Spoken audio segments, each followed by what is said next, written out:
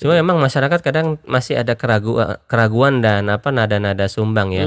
Kok bank yang syariah ini kok lebih mahal gitu. Itu Lebih tuh. mahal. Nah, tuduhan lebih mahal ini sebetulnya tidak bisa dipertanggungjawabkan juga tadi. Yang pertama tadi karena floating rate.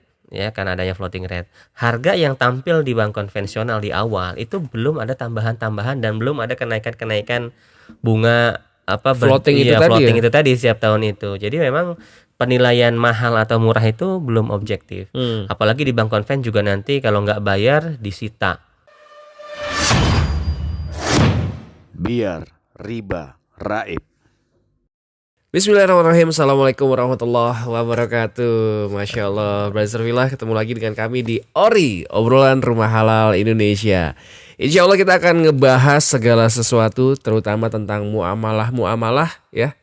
Muamalah-muamalah yang nggak keluar dari koridor syar'i tentunya ya. Karena percuma kita banyak harta tapi ternyata mengajak kita atau akhirnya membawa kita ke neraka. Amit-amit nauzubillahi min dzalik. Oke, saya masih bersama Ustadz Ahmad Suryana. Ini episode kedua ya, Tat ya? Iya. Ya, masih bersama beliau. Kalau misalkan pengen tahu siapa sih beliau, ya kita pernah jabarkan di video podcast kita yang pertama, podcastnya Rumah Halal Indonesia. Tapi nggak apa-apa, sedikit kita ulangi lagi. Beliau adalah Dewan Pengawas Syariah dari Rumah Halal Indonesia, ya Tat ya. Dan ya RHI adalah orang-orang yang pebisnis mungkin. Ya, orang-orang yang marketing, pebisnis dan pelaku-pelaku usaha lainnya. Maka dari itu kita juga mengajak Ustadz Ahmad Suryana sebagai Dewan Pengawas Syariah agar segala sesuatu yang RHI muamalahkan nggak keluar dari koridor syar'i ya Tat ya. Karena beliau ini merupakan lulusan perbankan Islam di Al-Imam Muhammad Ibnu Saud Islamic University atau yang biasa dikenal sebagai LIPIA ya. Merupakan universitas Islam terbesar di Saudi Arabia. Wah, Masya Allah. Dan beliau juga berpengalaman sebagai Dewan Pengawas Syariah di bisnis-bisnis properti syariah dan bisnis syariah lainnya. Dan beliau juga punya bisnis ya. Beliau juga sebagai seorang direktur utama di PT Al-Maliyah Halal Financia. Nah, itu dia, udah betul. Oke, kalau di episode yang pertama kemarin kita udah mengupas secara umum ya Tat ya. Secara garis besarnya atau mungkin secara kulitnya. Namun kali ini karena banyak sekali titipan pertanyaan dari Brother Villa, akhirnya kita coba kupas satu persatu lebih dalam ya. Ada beberapa poin, ini kurang lebih ada 20-an poin. Namun kita coba bahas poin per poin untuk bisa lebih dalam ya Tat ya. Nah, kalau misalkan ternyata di antara 20-an ini nggak cukup nanti waktunya, karena nanti kalau misalkan 20-an ini kita bahas semua, nanti Brother Villa malah serasa dinilai boboin lagi ya, karena kepanjangan. Jadi kalau misalkan memang ternyata 15 poin udah cukup, ya nanti kita bahas poin-poin lainnya di episode berikutnya lagi ya Tat ya. Oke, ini kita langsung ke pertanyaan yang pertama. Ini rata-rata masih banyak yang bertanya nih tentang akad-akad yang ada di perbankan syariah gitu. Apakah akad-akad di bank syariah itu udah benar-benar terverifikasi dengan baik, Ustadz? Iya, baik, bismillah. Akad-akad di perbankan syariah ya memang secara legal itu seharusnya sudah terverifikasi dengan baik. Ya, karena itu amanah undang-undang ya, bahwasanya lembaga keuangan khususnya perbankan di Indonesia itu wajib memiliki Dewan Pengawas Syariah ya, wajib Dewan Pengawas Syariah, di mana produk-produk yang dibuat itu harus sesuai dengan fatwa DSN MUI. Ya, nah berdasarkan acuan itulah ya perbankan membuat produk-produk ya yang tidak bertentangan dengan syariah. Nah, dalam pembuatannya kemudian dalam aplikasinya juga di perbankan biasanya ada bidang kepatuhan atau syariah compliance ya, syariah compliance. Nah, mereka tugasnya adalah untuk memverifikasi ya, baik untuk pembuatan akad-akad ya, controlling ya. Nah, baru nanti kemudian dijual kepada masyarakat. Nah, itu secara default ya. Secara default seharusnya akad-akad di perbankan syariah itu sudah tidak ada masalah lagi.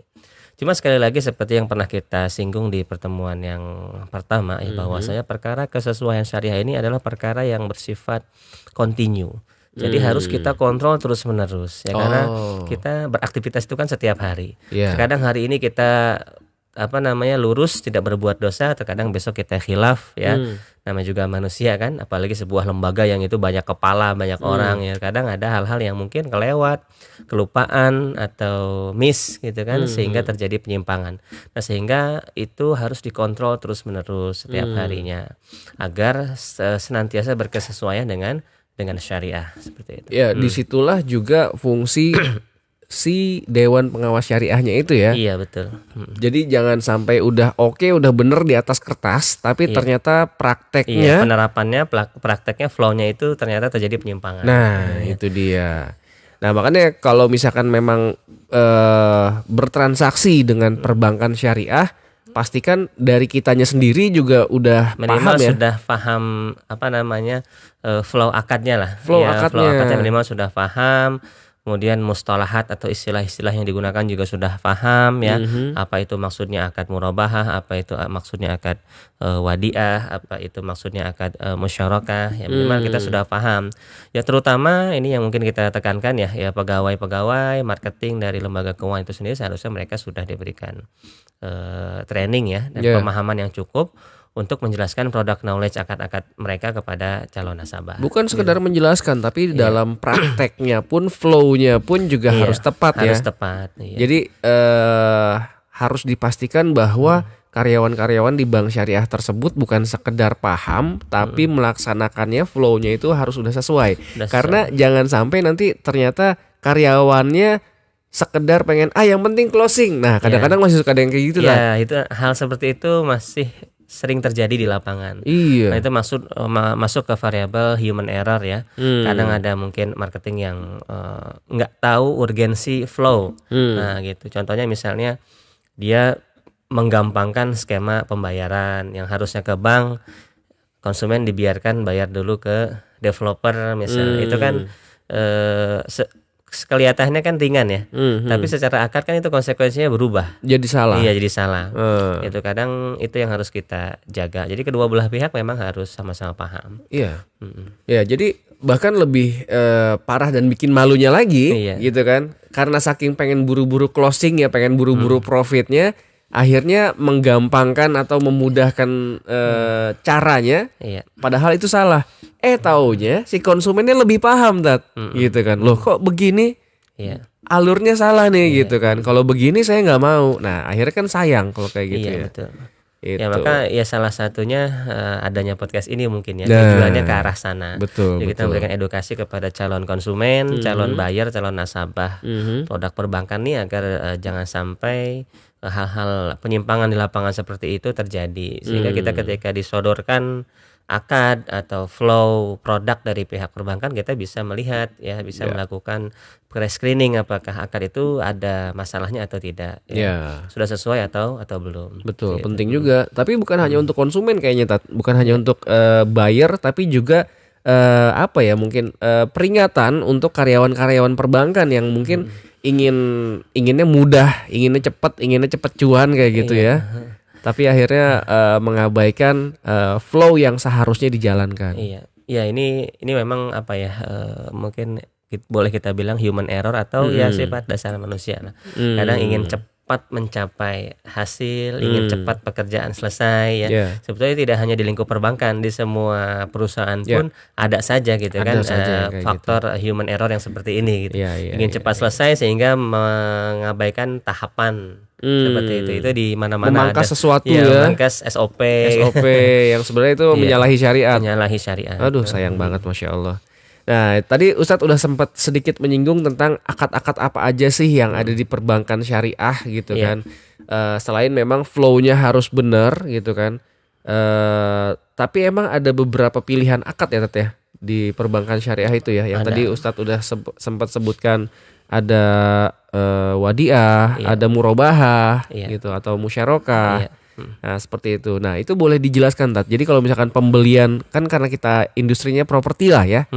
Atau mungkin nanti boleh sedikit dijelaskan juga untuk bukan di industri properti seperti apa. Iya.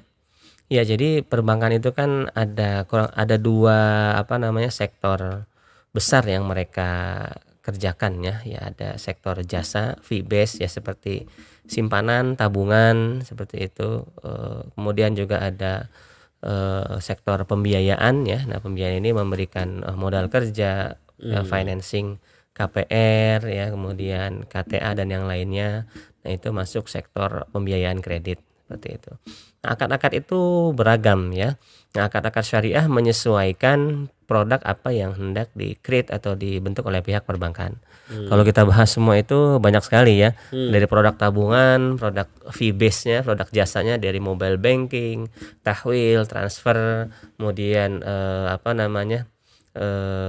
sorof atau money exchanger ya, atau yang lain itu banyak sekali. Tapi mungkin kita lebih khususkan di produk yang sesuai dengan core bisnis di RHI ya, yaitu di properti syariah. Properti syariah. Nah, kalau di properti syariah, produk yang ada di perbankan itu kan KPR ya, kredit pemilikan rumah ya, atau PPR juga disebut PPR, pembiayaan pemilikan rumah atau pembangunan rumah juga bisa ya, seperti itu. Nah, akad-akad yang bisa digunakan itu biasanya ada dua. Yang pertama akad murabahah. Ya, yang kedua akad musyarakah mutanaqisah.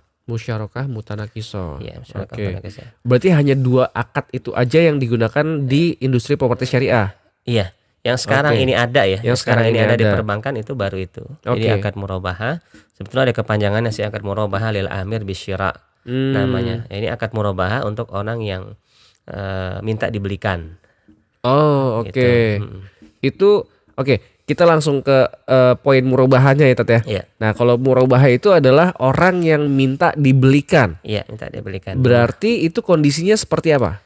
Ya, berarti kalau murabahah secara klasik, ya, murabahah yang definisi klasik itu artinya adalah seseorang menjual barang di mana si penjual jujur berapa dia mengambil margin keuntungan dan berapa dia modal pokoknya berapa. Itu yang disebut dengan akad murabahah, dari kata ribhun ya, mengambil keuntungan. Jadi si penjual jujur berapa dia mengambil keuntungan. Nah, tapi barangnya itu sudah ready.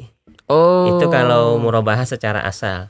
Nah, yang ada di murabahah perbankan itu yang disebut dengan murabahah masrafi atau murabahah lil amir bisyira ya.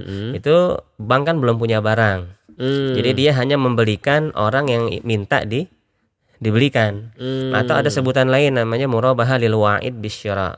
Ini akad murabahah untuk orang yang berjanji akan membeli kembali dari pihak perbankan gitu. Jadi akad murabahah ini simpelnya ya, para pemirsa ya, itu adalah akad jual beli. Akad jual beli pesan.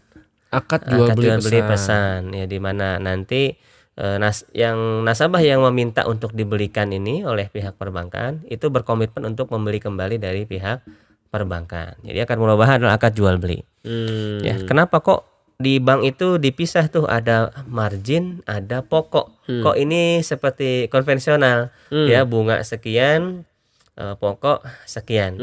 Ya, karena ini merupakan karakter dari akad murabahah. Seperti yang tadi saya jelaskan, murabahah dulu klasik, secara klasik zaman Rasulullah dan para sahabat ya, akad murabahah itu seperti itu. Jadi si penjual jujur menyebutkan berapa dia modalnya, berapa dia mengambil keuntungan. Jadi kalau diterapkan di perbankan, maka bank nanti juga menuliskan tuh ya, berapa dia pokoknya, berapa dia mengambil margin. Jadi sebetulnya ini kebetulan yang nggak ada kaitannya dengan menyamakan dengan skema di konvensional.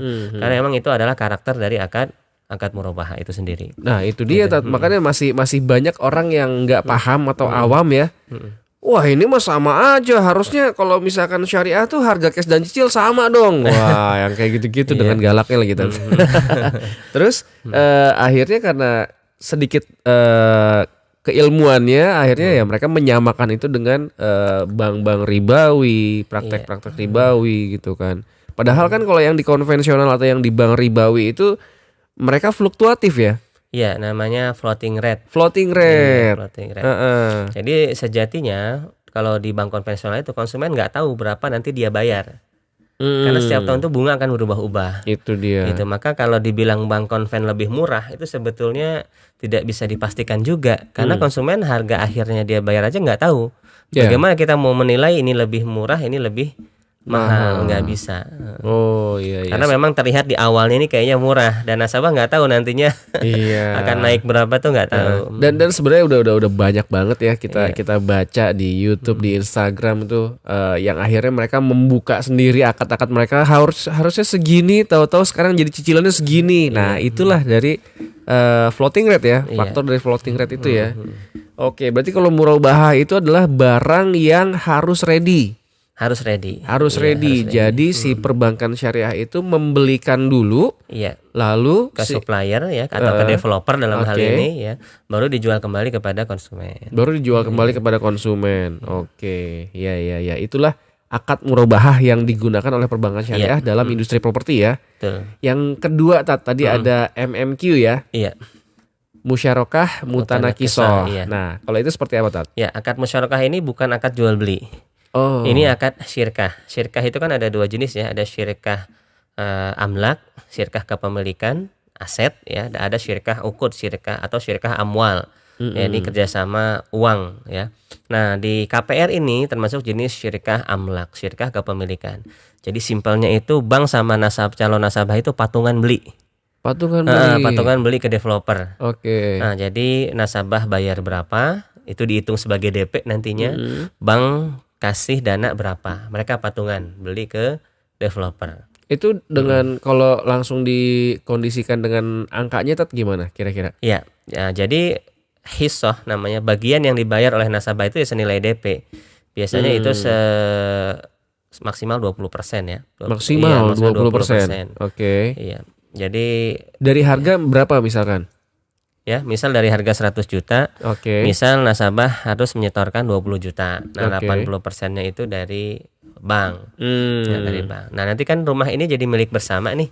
Milik bersama. Nah, bagaimana nanti nasabah memiliki rumah ini? Nah, rumah yang telah dimiliki bersama ini ya, itu dikerjasamakan. Ya, disewakan kepada pihak ketiga atau kepada si nasabah sendiri kalau dia memang butuh rumahnya ya. Itu kan ada biaya sewa. Nah, biaya sewa ini nanti dibagi hasil ya. Dibagi hasil. Nah, seiring nasabah membayar biaya sewa kalau dia menempati rumah itu, nasabah juga membeli kembali yang melakukan buyback saham rumah milik perbankan. Perbankan. Jadi awalnya tadi saham nasabah berapa persen? 20% kan? 20%. Nah, dicicil setiap bulan lama-lama jadi 30 70, 60 40, 50 50 sampai 100% rumah itu menjadi milik siapa? Nasabah. Nah, itulah skema musyarakah mutanakisah. Oh, berarti pelan-pelan saham yang tadi kan kepemilikan bersama ya, berarti ya. MMQ itu syirkah berarti kan, kepemilikan bersama. Nah, lalu pelan-pelan si konsumen membeli sahamnya kepemilikan milik bank. Ya, oke sampai akhirnya lunas. Iya, sampai akhirnya semua menjadi milik nasabah. 100% milik nasabah. 100% milik nasabah. Oh, oke. Kalau itu harus ready juga. Ya. Kondisinya harus ready juga unitnya. Iya, kan namanya syirkah ya, objek syirkahnya kan harus ada. Apa yang disyirkahkan gitu kan, kepemilikannya apa yang dibeli. Gitu. Nah, kalau berarti kan gampang kalau misalkan murabahah itu juga kan harus yang ready, harus yang ada unitnya. MMQ pun ternyata juga harus yang ready unitnya. Nah, Untuk yang inden. Nah, ada beberapa proyek nih yang masih inden soalnya kan, Tat. Itu menggunakan akad apa kalau seperti itu? Iya, sebetulnya kalau di perbankan namanya itu aja. Ya, namanya masih menggunakan akad murabahah. Oke. Ya, cuma kan yang dimurabahahkan apa di situ? Ya, tiap bank itu menamakannya beda-beda biasanya dia. Ada yang menamakannya murabahah bundling. Murabahah bundling. Iya, murabahah bundling. Jadi murabahah tanah ya dan bahan bangunan plus ijarah konstruksi. Ya, sewa pembangunan. Ada yang menamakannya seperti itu. Ada juga yang menamakan dengan akad istisna. Ya, sebetulnya teknisnya sama aja. Cuma nanti dibagi objeknya. Ada yang membagi objek tanahnya dulu dimurabahahkan, baru nanti pesan bangun gitu kan. Ada yang memang bundling sepaket, ya beli tanah plus jasa konstruksi. Ya, kalau di bahasa akad tetap aja namanya murabahah. Murabahah. Gitu, Judul awalnya murabahah. Judul awalnya murabahah. Oke, iya. Tapi Afwan nih, hal-hal seperti ini kadang masih juga ada yang ngomong akad itu harus sesuai dengan syariah, memang ada dalam syariah, bukan diada-adain akadnya. Nah itu gimana tuh, Tat? Untuk orang yang berkomentar seperti itu. Itu keliru, karena dalam hal muamalah itu kan al-asl fil muamalat al-ibahah. Hukum asal muamalah itu boleh. Artinya kita mau Oke. bikin akad-akad A B C D X Y Z, akad yang apa namanya bulat, akad kotak, akad segitiga, akad berguling ya itu bebas selama tidak menabrak larangan di dalam syariat. Itu asalnya muamalah. Mungkin yang dipahami orang itu seperti ibadah kali. Nah, kalau ibadah seperti itu betul. Al aslu fil ibadat at-tahrim. Hukum asal ibadah itu haram kecuali yang ada perintahnya. Jadi kita nggak boleh tuh bikin ibadah-ibadah baru, modifikasi, itu nggak boleh. Kayak sekarang nih lagi rame nih tuh, yang di pesantren sono tuh. Iya, kalau muamalah kita mau bikin akad-akad macem-macem ya itu nggak ada masalah. Karena Iya. hukum dasarnya boleh. Boleh. Oke, wah, oke. Insya Allah mudah-mudahan bisa mulai dipahami nih oleh Brother Sarfillah ya. Dan kalau misalkan memang ada mau nitip pertanyaan, boleh sambil komen di bawah nanti ya, agar yang ditanyakan oleh Brother Sarfillah nanti kita bahas di episode berikutnya ya Tat ya. Nah itu dia. Nah Tat, tadi kan sudah adanya Dewan Pengawas Syariah di Bank Syariah tersebut. Iya. Ya. Nah apakah audit syariah di KPR Bank Syariah itu udah benar-benar terverifikasi dengan baik? Iya, seharusnya sudah ya. Ya, seharusnya sudah. Tapi sekali lagi, Soalnya kan tadi ada faktor human error itu tadi iya, kan. banyak variabel itu banyak ya. Sama seperti di perusahaan yang lainnya ya. Jangankan yang produknya itu keuangan ya. Di pasar tradisional aja yang jualan daging, yang jualan itu kan penyimpangan selalu terjadi ya. Kan namanya manusia kan tempat salah dan dosa ya. Kadang lupa, kadang miss, kadang nggak keingetan ya, dan banyak sekali faktor juga karena gangguan tentu saja syaitan ya yang membisikkan kita untuk melakukan hal-hal yang diharamkan agar cepat gitu, ingin cepat mendapatkan keuntungan, ada faktor BU segala macam gitu. Nah itu menyebabkan terjadi penyimpangan. Maka tetap butuh ya sebetulnya ya kita sebagai calon konsumen ataupun produsen, supplier itu terus belajar muamalah syar'i agar ketika kita dihadapkan kepada sebuah transaksi kita bisa melakukan screening secara mandiri. Itu Atau kalau kita malas belajar ya kan sekarang banyak konsultan yang betul. bisa mendampingi akad-akad nasabah agar sesuai dengan aturan syariah yang berlaku. Nah, iya. Nah, berarti kan kalau misalkan secara akad di atas kertasnya udah benar, lalu ada dewan pengawas syariahnya, lalu si karyawan atau dewan pengawas syariahnya itu sendiri juga sudah menyatakan itu benar gitu ya. Nah, sekarang anggaplah dari konsumen yang awam deh, walaupun nanti juga bisa mengajak konsultan syariah juga ya.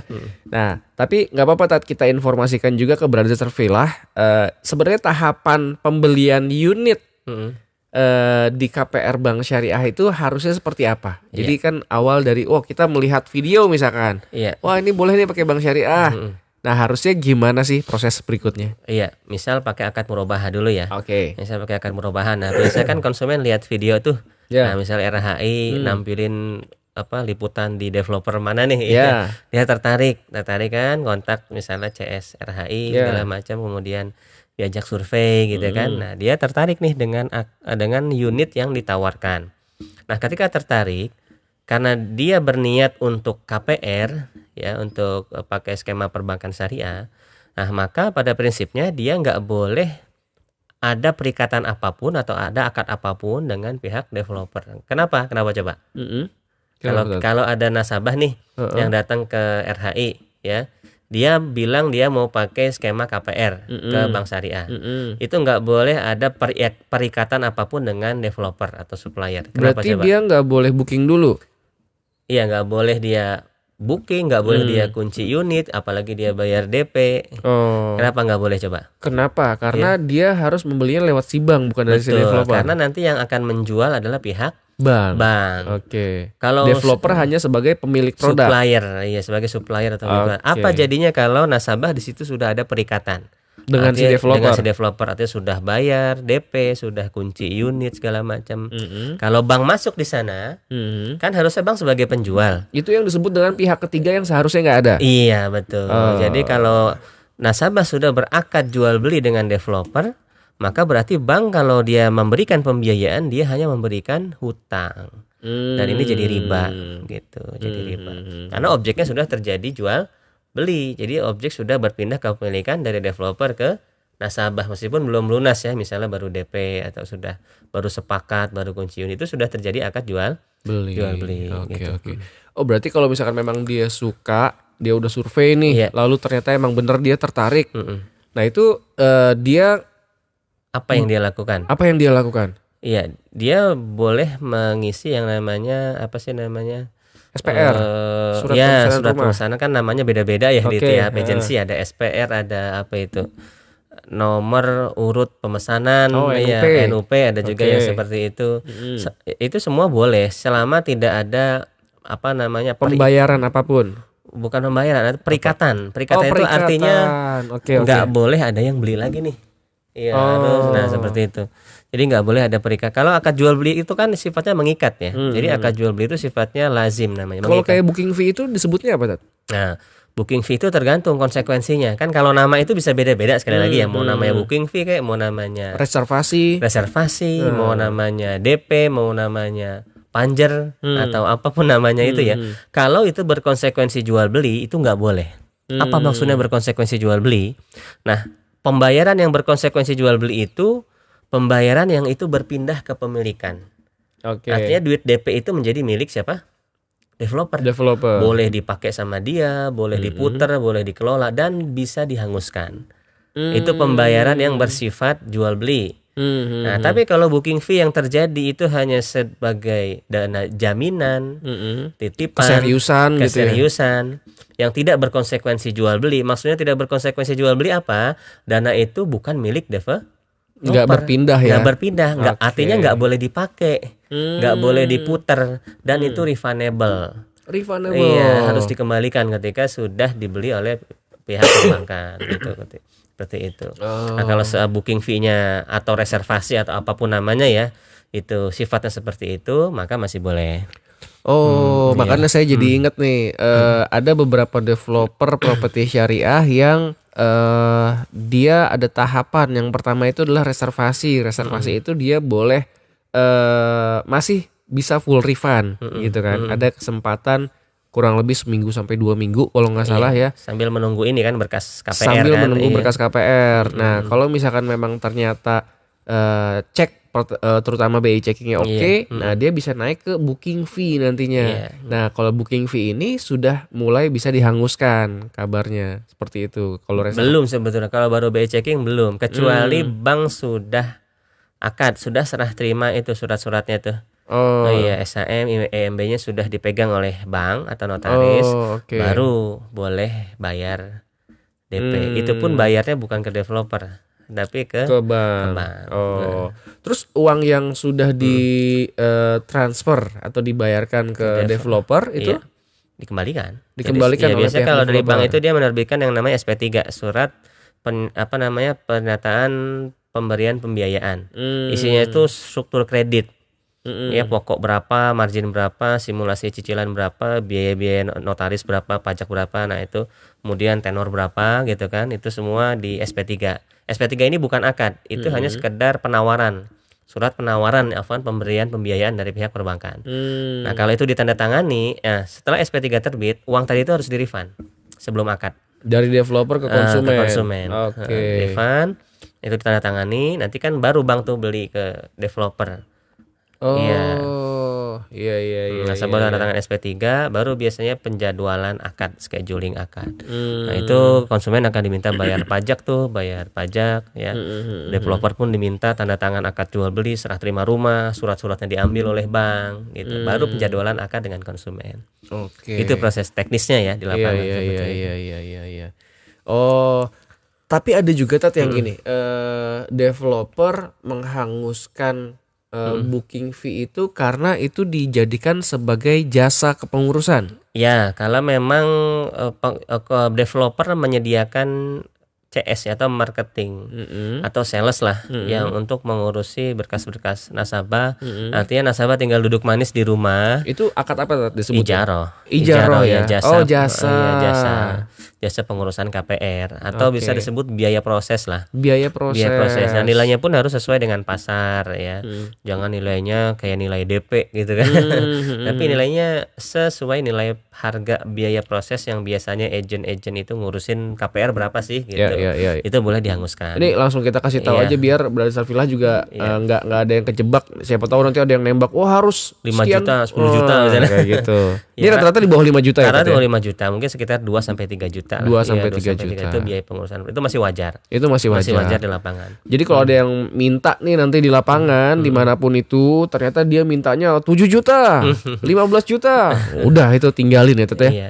Karena itu udah salah, itu pasti di bawah 5 juta dan rata-rata hanya di 2-3 juta aja. Iya, 2 sampai 3 juta. Wah, Masya Allah. Jadi konsumen juga dilihat nanti udah minta biaya proses bilangnya jasa, ternyata konsumen juga tuh yang repot nganterin berkas ke bank, kemudian artinya itu jasanya boleh dibilang bodong ya. Iya.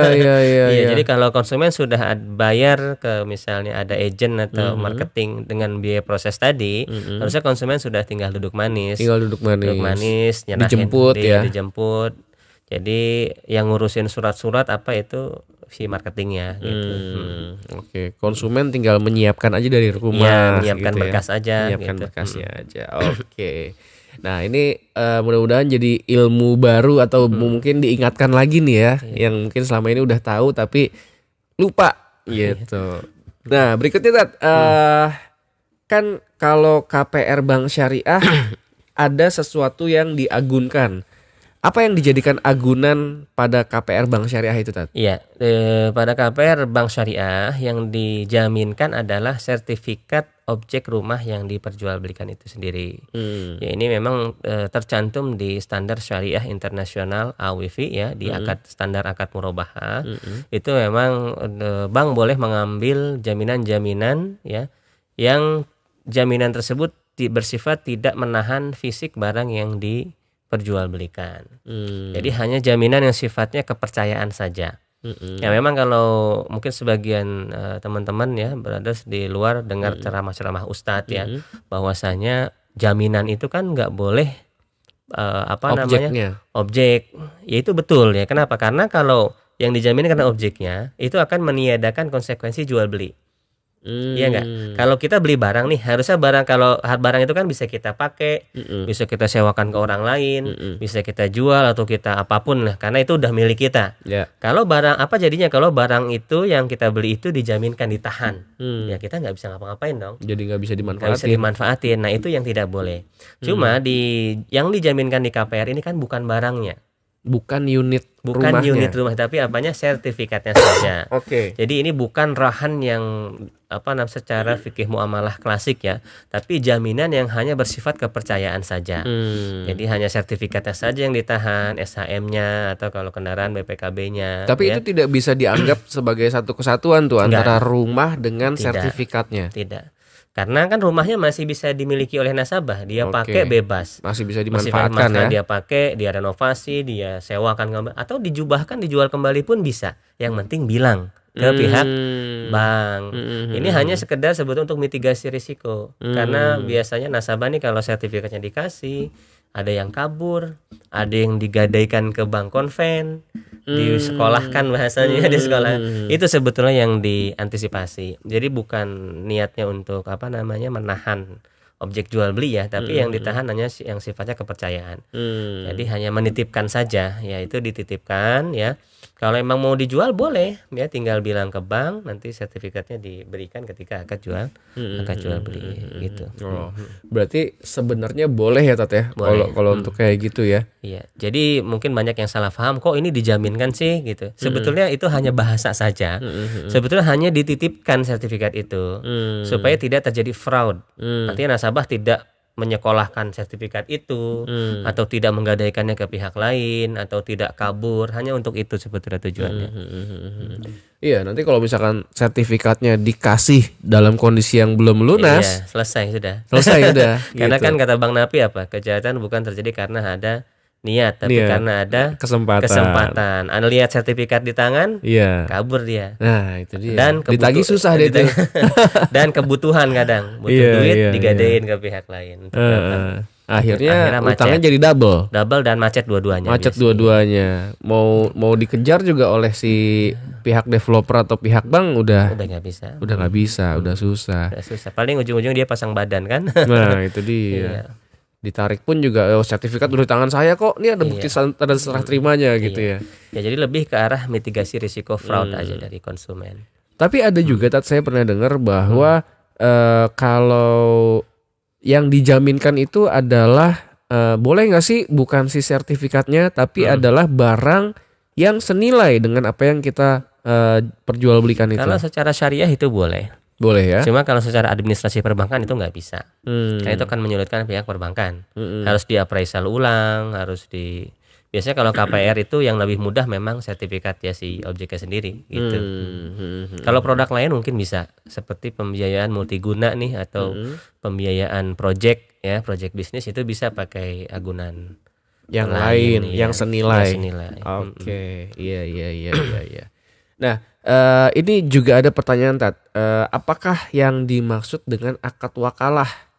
Akad wakalah di bank syariah? Iya, ya memang di dalam akad murabahah itu memang ada bank syariah yang menggunakan akad wakalah atau sering disebut dengan istilah murabahah bil wakalah. Murabahah bil wakalah. Bil wakalah. Ada juga yang memang murabahah langsung tanpa adanya akad wakalah. Nah, keduanya ini dibolehkan ya berdasarkan fatwa DSN-MUI, keduanya memang dibolehkan. Juga berdasarkan standar syariah internasional, akad wakalah dalam murabahah itu sebetulnya masih dibolehkan. Ya, selama ya nasabah. Prakteknya itu seperti apa Tat? Ya, jadi wakalah itu maksudnya gini, bank itu enggak urusan sama developer. Oke. Jadi diwakalahkan kepada konsumen. Ada akad wakalah di situ, nasabah tanda tangan wakalah. Berarti konsumen ke bank dulu ya? Iya, ke bank dulu. Oke. Ya, konsumen kalau ke developer kan cuma lihat-lihat doang nih. Lihat-lihat mana yang cocok, udah dia datang ke bank kan atau dibantu oleh marketing tadi. Dan ke bank. Nah, sudah setelah dia ngisi formulir KPR, nyerahin berkas-berkas kelengkapan ya. Kemudian dilakukan screening ya, dilakukan apakah dia secara finansial layak kredit atau tidak. Nah, dia menandatangani akad wakalah. Untuk melakukan apa? Untuk membeli dan melakukan serah terima unit. Ada yang perbankan seperti itu. Jadi nasabah nanti akan beli tuh ke developer atau dia yang melakukan tawar menawar itu ya si nasabah itu dalam status dia mewakili pihak perbankan. Jadi nawar harga, milih unit segala macam itu dilakukan oleh siapa? Nasabah selaku wakil pihak perbankan. Nah, batasan syar'inya gimana nih? Nah, batasan syar'inya gimana? Selama nasabah ketika jadi wakil itu, dia nggak boleh membeli untuk dirinya sendiri. Maksudnya apa coba? Bingung. Dia tetap harus terbuka kalau ini. Artinya meskipun nasabah itu sudah nawar ke developer, sudah milih unit, artinya dia berstatus rumah itu setelah misalnya developer sudah nyerahin nih SHM sama IMB untuk ke notaris itu diambil oleh si nasabah itu sebagai wakil bank. Artinya si nasabah ketika melakukan itu semua, itu dia berstatus sebagai siapa? Perwakilan perbankan. Bahkan artinya rumah itu belum menjadi milik dia. Si nasabah. Artinya bank belum boleh memaksa dia untuk membeli rumah itu, gitu loh. Poinnya adalah ketika akad wakalah, nasabah masih ada peluang untuk batal. Itu batasan syar'inya. Kalau nasabah ketika sudah wakalah, nego, milih unit, ngambil sertifikat, itu diwajibkan beli oleh pihak bank, itu yang nggak boleh. Itu yang nggak boleh. Tapi kalau selama wakalah itu terjadi, nasabah masih bisa mundur karena dia beli bukan untuk dirinya kan, untuk siapa? Perbankan. Masih boleh mundur tuh. Yang beli kan pihak bank, ya udah bank aja yang tanggung jawab gitu. Itu wakalahnya masih sah. Masih sah. Tapi tidak merugikan si perbankan ya kalau kayak gitu ya? Sebetulnya minim ya, minim. Ada sebetulnya resiko kalau nasabah mundur kan dia harus cari nasabah pengganti. Iya. Dia jadi punya produk ready tapi belum ada bayarnya. Iya, gitu belum ya? ada bayarnya gitu. Dan ini udah diproses nih. Memang nasabah rugi. Nasabah juga rugi kayak biaya pajak itu dia rugi biasanya. Karena udah keluar di muka biaya pajak. Iya. Cuma bank kan harus nyari nasabah pengganti. Cuma biasanya pihak perbankan nyari amannya pakai khiyar syarat. Itu dibolehkan masih di standar syariah ya. Jadi ada khiyar syarat, setelah dibeli dan diserah terimakan, bank masih boleh retur ke pihak suplai kalau nasabah batal. Iya gitu.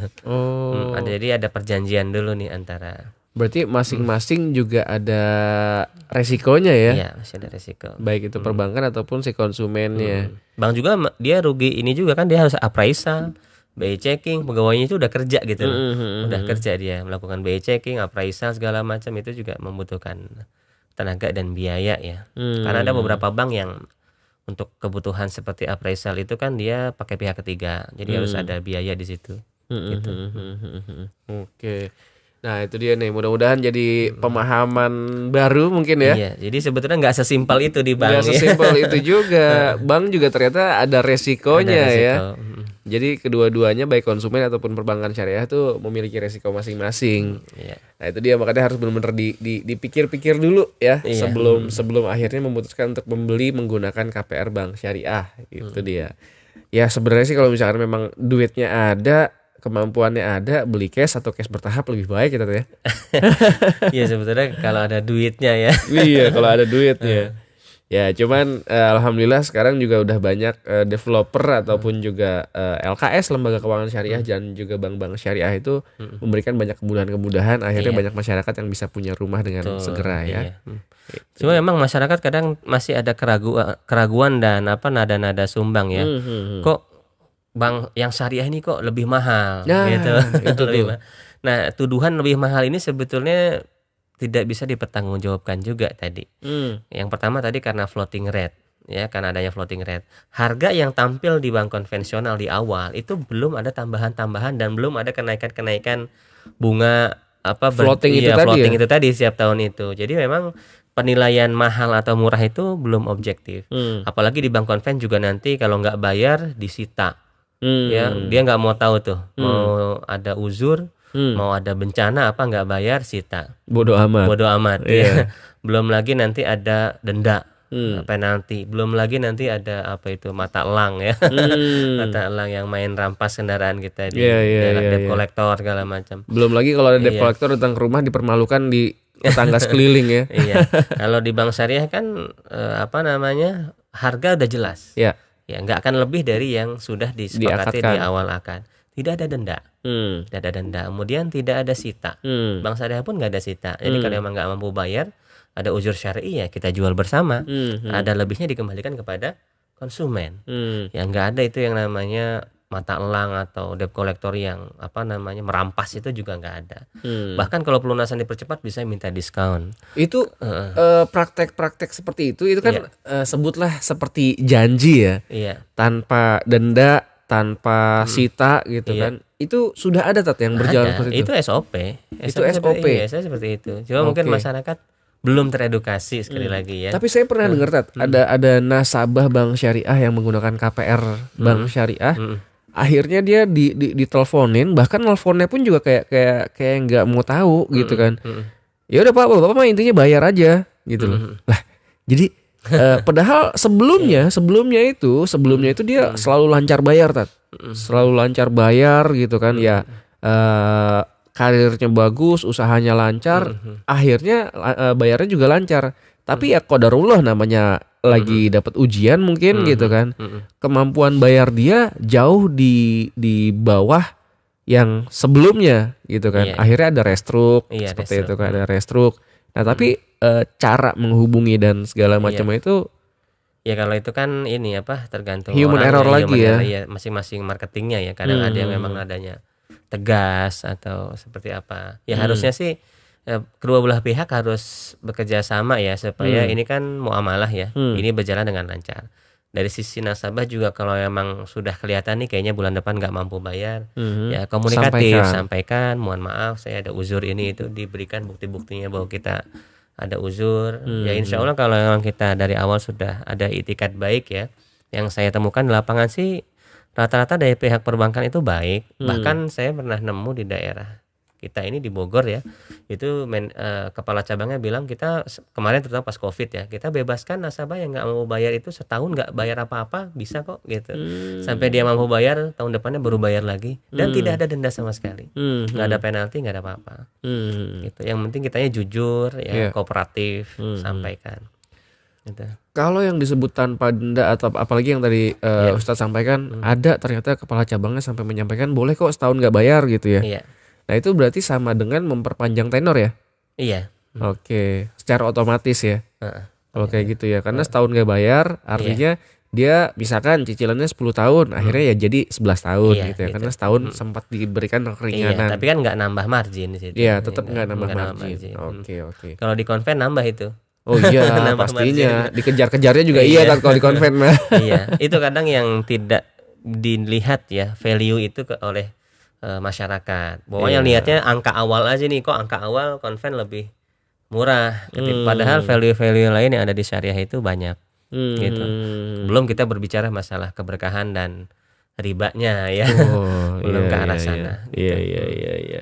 Nah, yang tadi Ustadz bilang gitu ya, itu kan berarti ada beberapa titik kritis atau penyimpangan pada alur pembelian KPR Bank Syariah. Iya. Nah, itu titik kritis yang dimaksud itu emang biasanya apa aja, Tat? Iya, tadi flow bayar. Flow bayar ya. Flow bayar. Jadi di awal itu kalau nasabah sudah berniat KPR, nah ini nih si marketing juga harus jeli.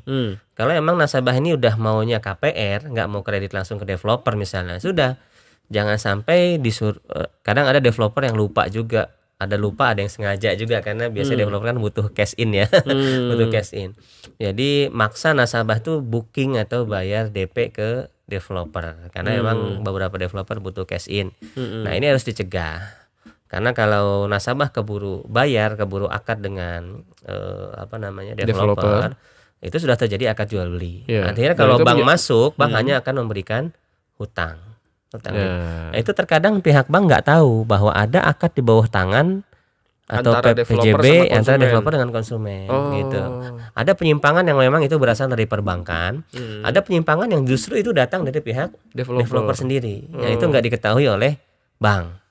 Gitu. Jadi variabel penyimpangan itu banyak, bisa dari konsumennya, bisa dari developernya atau dari si banknya sendiri. Itulah pentingnya kita harus memahami flow-nya ya. Betul, iya. Memahami flow transaksinya, Iya.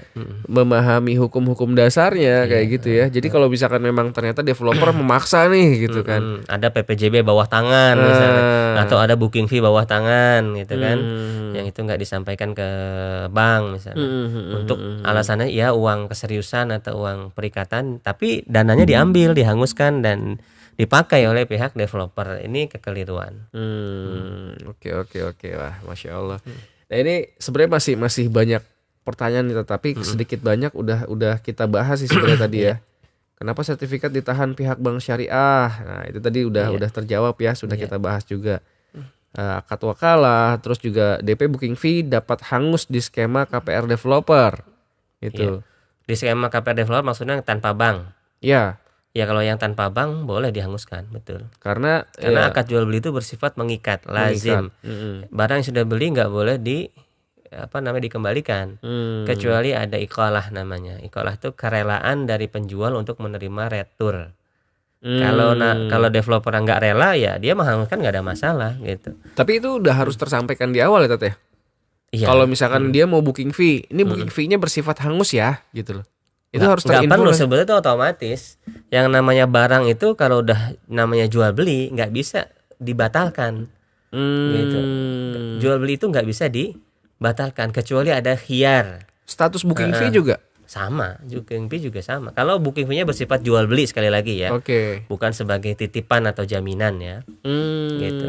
Kalau sudah diambil, Berarti si konsumen harus nanya dulu dong ya, ini booking fee ini statusnya apa nih? Sifatnya apa nih? ya kan itu tergantung kebutuhan dia. Dia mau beli langsung ke developer apa mau KPR. Kalau langsung ke developer, Ya itu berarti hangus. oh. Gitu. Iya.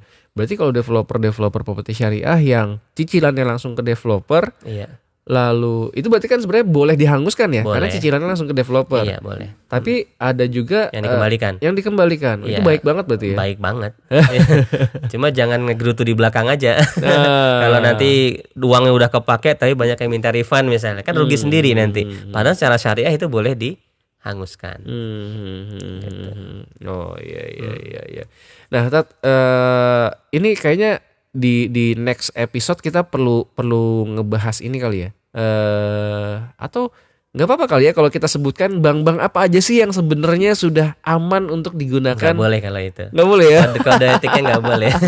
Nanti hitungannya endorsement nih. Oh, atau mungkin nanti kita undang aja kepala cabang masing-masing. Boleh, ya. kalau memang seperti Nah, itu. apakah bank syariah tempat beliau bekerja itu udah bener-bener sesuai syariat atau belum? Kalau itu mungkin lebih tepatnya ditanyakan ke bagian compliance sih. Compliance Iya, ya. compliance. Oh, jadi biar Brother Safila juga tahu nih, oh ternyata bank 3 huruf ini, oh ternyata bank 4 huruf ini dan lain sebagainya, ini sudah bisa digunakan gitu kan. Meskipun klaim-klaim itu tetap nggak bisa dijadikan parameter ya.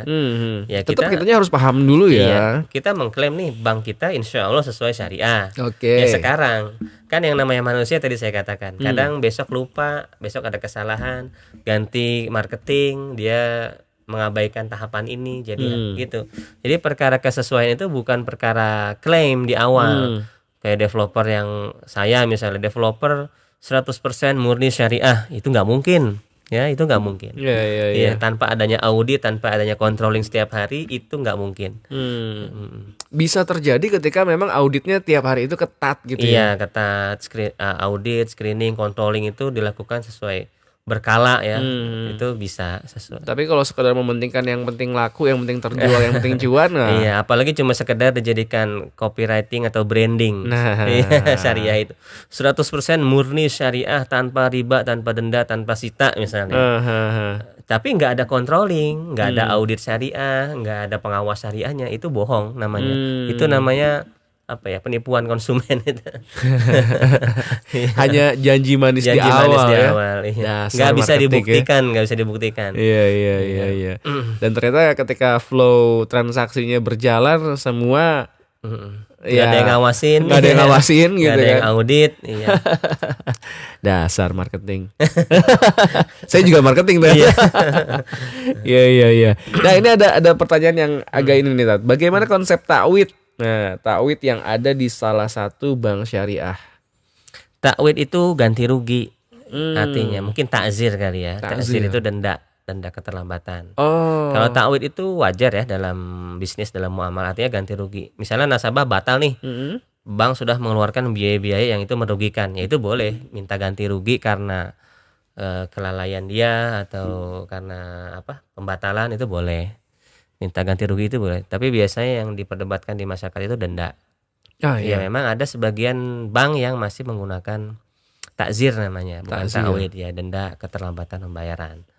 Itu sebetulnya udah kita singgung sih di pertemuan yang Pertama, awal, tapi ya. nggak apa-apa kita Kita pertajam kita lagi mention sekarang. lagi, kita Oke. pertajam lagi ya.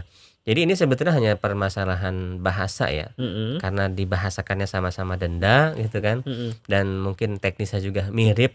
Ya padahal secara konsekuensi itu berbeda. Ya jadi kalau denda yang masih dibolehkan di standar DSN MUI ataupun standar internasional akad murabahah ya, itu sebetulnya dendanya sudah tidak bersifat denda ribawi. Kenapa? Karena denda ribawi itu kan karakternya ya, kalau kita melihat definisi denda yang disampaikan oleh para imam terdahulu ya, di antara Imam Qatadah, beliau mengatakan anna riba jahiliyah an yabi'a rajul al-bai' ila ajalin musamma fa idza halal ajal wa lam yakun inda sahibihi qada'un zada wa akhru anhu. Yang dimaksud dengan riba jahiliyah atau denda keterlambatan itu adalah seseorang melakukan jual beli secara tempo. Orang ini tidak, ketika jatuh tempo pembayaran, orang ini nggak mampu bayar ya, maka zada ditambahkan nilai piutang atau denda. Ya, wa akhru anhu, dan dipanjangkan tempo atau tenor pembayaran, diundur pembayarannya. Itu definisi riba jahiliyah yang ada di kitab-kitab fikih. Ya, tapi kalau denda keterlambatan yang ada di sebagian lembaga syariah, kenapa kita katakan sebagian, nggak semua. Nggak semua. Ya, mayoritas bank sudah membebaskan Murni tanpa denda. denda ini udah nggak ada. Oke. Ya, ada sebagian yang masih mengenakan denda. Nah, denda yang ada di bank syariah ini beda dengan definisi riba jahiliyah yang tadi dikatakan oleh para ulama. Dari sisi apa? Pertama dari sisi orang yang didenda. Ya, kalau riba jahiliyah, denda yang riba itu, orang yang didenda itu adalah orang yang nggak mampu bayar. Ya, tadi sesuai definisi yang saya bacakan ya. Orang ini nggak mampu bayar, pas jatuh tempo dikasih denda. Nah, kalau di bank syariah, di lembaga syariah, orang yang nggak mampu bayar itu nggak boleh kena denda. Ya, karena itu apa tadi? Riba. Nah, yang didenda yang mana? Yang didenda adalah orang yang dia sebetulnya mampu bayar, tapi dia sengaja nggak mau sengaja bayar. lalai ya. Nah ini kan beda nih ya. Oke. Subjeknya itu beda, orang yang didenda itu beda. Berarti dari pihak si bank syariahnya itu juga harus benar-benar bisa melihat dan menilai ini orang beneran nggak mampu bayar saat ini atau memang sengaja lalai gitu ya. Yang berhutang harusnya lapor kalau emang nggak mampu. Oh. Iya, seperti itu. Karena kalau bank kan dia awalnya orang ini kan dianalisa. Dianalisa mampu bayar. Kan mereka ada risk analis tuh. Ada analis kredit. Dinilai orang ini bisa bayar apa enggak. Kalau udah dianalisa bisa bayar, itu harusnya masuk kategori mampu. Nah, ketika di tengah jalan dia nggak bayar, harusnya dia lapor si nasabah ini. Kenapa dia nggak mampu bayar? Padahal di awal dianalisa dia mampu bayar. Jadi nasabah harus lapor. Kalau dia nggak lapor ya tetap kena denda tuh. Ya, tapi kalau nasabah lapor, denda itu akan di-refund. Jadi secara sistem kalau dia nggak lapor dia dianggap mangkir. Langsung berarti kepotong. denda yang walaupun sudah dibayarkan itu bisa di-refund ya? Bisa di-refund kalau nasabah itu lapor. Ini sudah saya konfirmasi ke bagian syariah compliance di beberapa lembaga keuangan syariah di Indonesia. Saya sudah tanyakan langsung. Artinya denda itu sebetulnya bisa di-refund kalau si nasabah lapor. Iya, bahwa dia ada uzur syar'i telat bayar. Oke. Gitu. Iya. Itu perbedaan yang pertama ya dari orang yang didendanya. Kemudian dari sisi dana tersebut. Nah, kalau di denda yang bersifat ribawi, dana tersebut itu menjadi milik siapa? Si perbankan. Si perbankan. Ya. Kalau denda yang ada di lembaga keuangan syariah, uang tersebut tidak menjadi milik bank, tapi diberikan kepada siapa? Fakir miskin. Makanya bahasanya kalau di standar syariah internasional itu al-iltizam bi at-tasadduq. Jadi bukan denda keterlambatan. Kalau denda keterlambatan gharamatu ta'khir namanya. Tapi kalau ini namanya iltizam bi tasadduq, pemaksaan untuk bersedekah. Sifatnya itu. Jadi bukan, kalau di Indonesia namanya denda-denda aja. Tapi kalau di standar syariah internasional namanya adalah iltizam bi tasadduq, pemaksaan dia kewajiban untuk bersedekah, bukan denda ya, karena nggak diambil oleh siapa? Bank. Nggak diambil oleh bank. Seperti itu. Tapi itu boleh ya kalau kayak gitu ya? Boleh kan itu, karena bukan untuk keuntungan si banknya. Kan nggak sama. Sifat riba jahiliyah tadi sudah kita jelaskan kan. Kalau riba jahiliyah itu yang nggak mampu dikenakan denda, duitnya diambil oleh pihak kreditur atau si banknya. Kalau ini kan nggak. Yang didenda adalah orang yang memang mangkir. Yang kedua, duitnya tidak diambil oleh bank tapi diberikan ke fakir miskin. Jadi dipaksa, kalau kamu telat ya udah tuh sedekah ya, kamu sedekah ke fakir miskin. Ya kan, nggak ada urusannya sama si bank gitu. Dan itu juga harus dibuktikan ya. Iya. Ya udah ini kita bayarkan ke. Iya, memang ada itu nggak dibukukan kok oleh perbankan. Kalau itu dibukukan oleh perbankan, ya mereka dicabut izin bank syariahnya. Iya. Wah, ini dia nih pentingnya Bang. Emang kita benar-benar harus paham, lalu dan bisa teknisnya harus bisa mengawal dengan mandiri gitu ya. Oke, iya kita terlambat gitu kan. Oke, kita bayarkan dendanya tapi tidak ke perbankan, tapi ke misalkan yayasan mana yang dituju gitu ya, kayak gitu-gitu ya. Itu by system sih, otomatis ya. Oh, by system. Ya. Karena yang terpotong terdebet itu akan langsung disalurkan. Enggak akan masuk ke pembukuan perbankan. Iya. Cuma tadi nasabah harus lapor karena memang dia ada uzur syar'i, misalnya sakit atau bencana atau PHK atau lain, dia lapor supaya sistem itu akan kan sistem auto debit ya, namanya sistem bank kan auto debit, itu akan di refund gitu. Oke. Nah itu semua harusnya sudah menjadi standar di sebuah bank syariah, yang melabelkan dirinya bank syariah ya. Iya. Oke. Nah, ada lagi pertanyaan yang banyak banget tentang asuransi syariah pada bank syariah. Ya, terutama di produk properti ya. Nah, itu gimana, Tat? Iya. Ini juga ya, masyarakat kebanyakan mempermasalahkannya istilah. Ya, karena istilahnya mirip nih, tadi denda, ini ada denda, asuransi ini ada asuransi. Padahal kembali ke permasalahan. Mau itu asuransi, mau itu produk bank, mau itu apa, itu kan produk muamalah ya. Artinya hukum asalnya sebetulnya apa? Boleh selama tidak ada hal-hal yang diharamkan di sana, bebas, nggak ada ribanya, nggak ada goronnya. Mau namanya apapun, mau namanya asuransi, mau namanya KTA, mau namanya tabungan, kredit apapun, intinya semuanya asalnya adalah boleh. Gitu. Nah, asuransi yang ada di KPR itu sebetulnya hanya ada dua, ini langsung aja ya. Nah, yaitu asuransi jiwa dan asuransi kebakaran. Yang di properti itu. Yang di properti, yang di KPR. Jadi simpelnya gini, kalau di bank syariah itu intinya asuransinya vendornya tentu wajib asuransi syariah. Ya, asuransi syariah. Nah, di asuransi syariah ini konsepnya adalah antar nasabah KPR mereka menyetorkan dana patungan, dana sosial. Ya, dana itu dikelola oleh perusahaan asuransi. Nah, gunanya apa dana ini? Dana ini ketika ada nasabah yang meninggal, misalnya suaminya atau ayahnya, ahli warisnya, istrinya ini yang menjanda dan anaknya yang yatim itu enggak akan melanjutkan hutang. Akan dilunasi oleh uang kas antar nasabah ini. Nanti uang itu nanti buat menyantuni suami yang ahli waris dari melunasi rumah, melunasi rumah itu. Jadi enggak melanjutkan cicilan seperti dibebaskan itu. Dibebaskan akhirnya menjadi milik siapa? Ahli waris. Ini kan bagus sebetulnya ya. Bagus buat konsumen gitu. Tolong menolong ya. Tolong menolong. Ya, apa bedanya dengan asuransi konvensional? Kalau asuransi konvensional, dana yang dibayarkan itu menjadi milik siapa? Si bank itu. Si perusahaan asuransi. Perusahaan asuransi itu. Dan nanti yang mengganti itu siapa? Perusahaan asuransi. Makanya muncul riba. Kenapa? Karena dia bayar ke perusahaan asuransi berupa uang.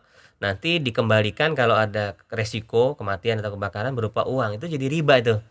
Ya, tapi kalau di asuransi syariah tadi nasabah nyetor uang kemana? Memang ke perusahaan asuransi syariah, tapi hanya dikelola. Tapi itu statusnya milik siapa? Dana umat.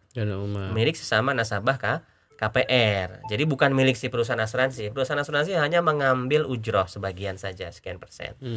Atau upah pengelolaan ya, seperti pengelola arisan lah gitu. Jadi dana itu milik nasabah. Dan yang nanti mengganti siapa yang terkena musibah itu ya bukan perusahaan asuransi, tapi sesama nasabah sendiri yang mengganti. Makanya disebut dengan skema sharing of risk. Itu di asuransi syariah. Kalau di asuransi konven namanya transfer of risk. Jadi yang resiko nasabah ditransfer ke pihak perusahaan Nanti yang menanggung duitnya adalah pihak asuransi. Itu yang kenapa riba. Tapi kalau di asuransi syariah yang menanggung siapa? Sesama nasabah. Tapi itu ada juga yang ngomong gini, ya kan kita transfer ke perusahaan asuransi syariah tersebut gitu. Mana tahu di dalamnya seperti apa? Ada, itu kan ada di SOP asuransi syariah. Kan di asuransi syariah itu wajib ada rekening. Berarti pada dasarnya kita harus percaya dulu juga ya ke dianya. Intinya gini, kalau lembaga syariah itu nggak sesuai aturan ya dia pasti dicabut izin syariahnya. Gitu. Jadi kita percaya kepada lembaga syariah yang sudah terutama udah berlabel syariah ya. Tapi untuk lebih meyakinkan konsumen, boleh. Iya, kita nanya ke marketingnya aja. Nanya atau bahkan ini nanti alurnya nanti akan boleh, seperti apa, iya. itu boleh ya? Boleh, bahkan minta rincian rekening juga boleh. Dananya ini masuk kemana sih gitu kan? Ada akun-akunnya itu boleh kok nanya seperti itu. Wah, ini menarik nih. Jadi kalau misalkan yang selama ini masih ngerasa kan ada juga tat yang sesaklek-sakleknya asuransi no way gitu kan. Seperti itu. Itu yang kayak gitu justru bahaya nanti. Kalau ternyata memang ada asuransi yang halal yang nggak mengandung riba, dia menyamaratakan ini haram juga, dia akan mengharamkan apa yang Allah halalkan. Ini konsekuensinya kufur loh. Jadi kita nggak boleh sembarang ngomong juga kalau nggak tahu ilmunya. Kalau nggak tahu ilmunya jangan wah ini sama aja, ini bank syariah atau asuransi syariah lebih bahaya dari yang konven. Padahal dia nggak tahu ilmunya. Kalau dia nggak tahu ilmunya, ternyata yang dituduh haram itu ternyata halal, kan kita nggak tahu kan? Dituduh halal di mata Allah, maka dia akan mengharamkan apa yang Allah halalkan. Ini kufur. Ya, ini kekufuran. Maka jangan sembarang ngomong kalau tidak tahu ilmunya.